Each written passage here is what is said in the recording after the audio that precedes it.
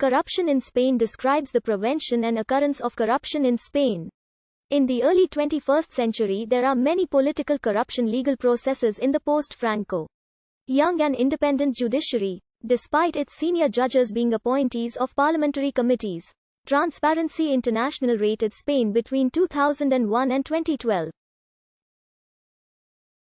The average value for Spain during that period was 66.67 points, with a maximum of 70 points in 2001 and minimum of 61 points in 2009, and in 2011 it was rated 30th least corrupt country in the world. Recently the perception worsened.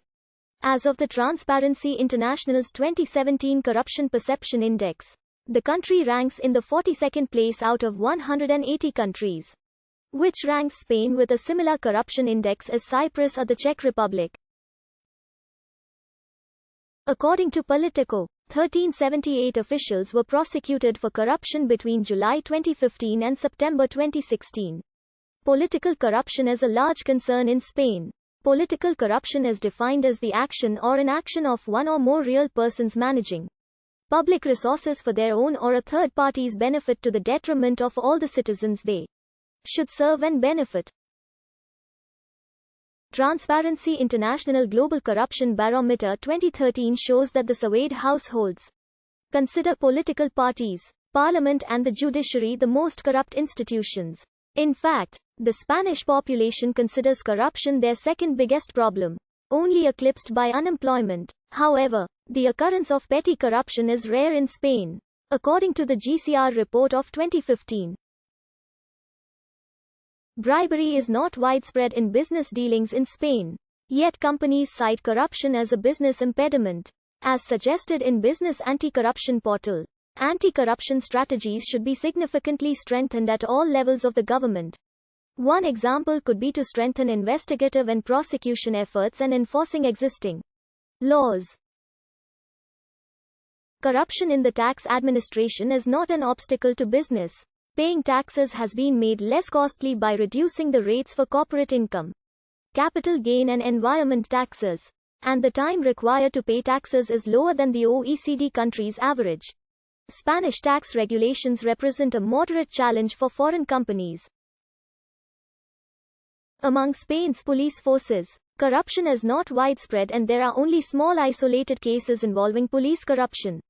The police services are considered reliable in protecting companies from crime, and the necessary mechanisms are in place to investigate and punish abuse and corruption in the police services. There are isolated reports of police corruption, but these are typically resolved effectively by the authorities.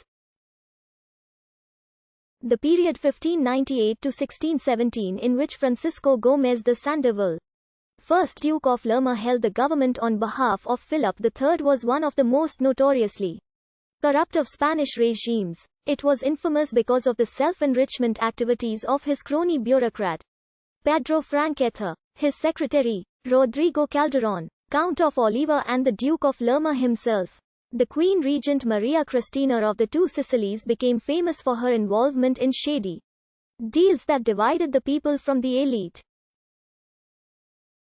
Speculation in the production of salt, construction of railways and even the illegal slave trade, which also involved Ramón María Narváez, 1st Duke of Valencia. It was said that there was no industrial project in which the Queen Mother had no interest. Her fortune was estimated at 300 million Spanish reals.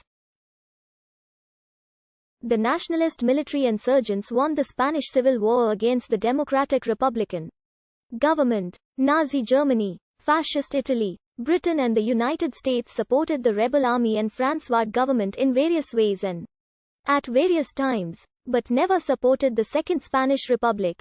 During the war, agricultural and industrial production collapsed and the black market, called Strapper law in memory of the homonymous famous scandal, acquired great importance. Economic corruption, classism and nepotism were a basic feature of the Francoist Spain and was widespread. Political involvement in it up to the highest levels was absolute, in some cases due to the direct participation of high-ranking officials. In others, due to the protection that the strategists received from power. This took place in an atmosphere of total impunity. The repercussions of corruption were socially very serious. For the corrupt and their clientele it meant a rapid enrichment, while for most of the population it implied privations of all kinds. Famine, ignorance, hunger, ruin and misery. Some of the major cases were: the accession of Juan Carlos I to the Spanish throne saw the advent of a democratic state built on the foundations of the Spanish Constitution of 1978, operated by largely the same institutions that had formerly served Francois Spain. After some 3 decades, the younger democracy generation of jurists began to investigate issues that had been